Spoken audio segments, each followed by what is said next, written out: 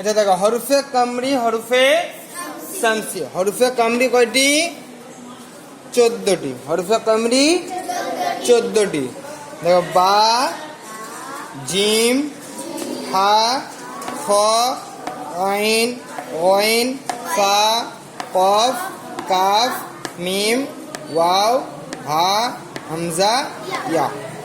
এটা কটি? 14টি। হরফে কামরি 14টি। এবারে হরফে কামরি আলিফ লাম। আলিফ লাম যদি হরফে কামরির শুরুতে আসে, আলিফ লাম যদি হরফে কামরির শুরুতে আসে, মানে ধরুন বায়ের আগে আলিফ লাম আসবে, জিমের আগে আলিফ লাম আসবে, হায়ের আগে আলিফ লাম আসলো, হয়ের আগে আলিফ লাম আসবে। এই যে যতগুলো অক্ষর আছে হরফে কামরির, এই অক্ষরগুলোর আগে যদি আলিফ লাম আসে, কে আসে?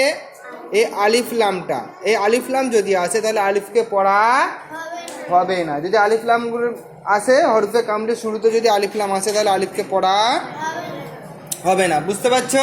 এই যে হরফে কামরি আছে কটি?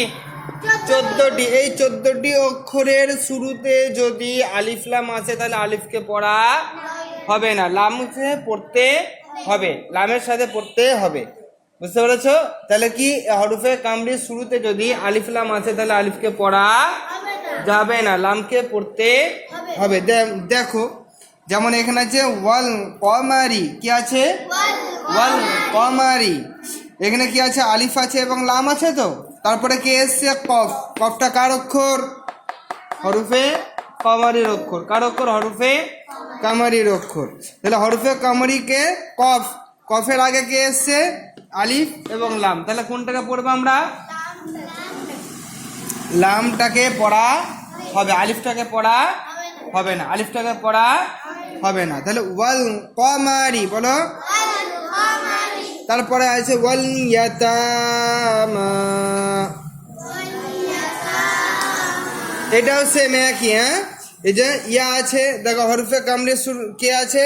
ইয়া আছে। তো তাহলে আমার কি হরফে কামরির শুরুতে যদি আলিফ লাম আছে তাহলে আলিফ লামকে কাকে পড়া যাবে না?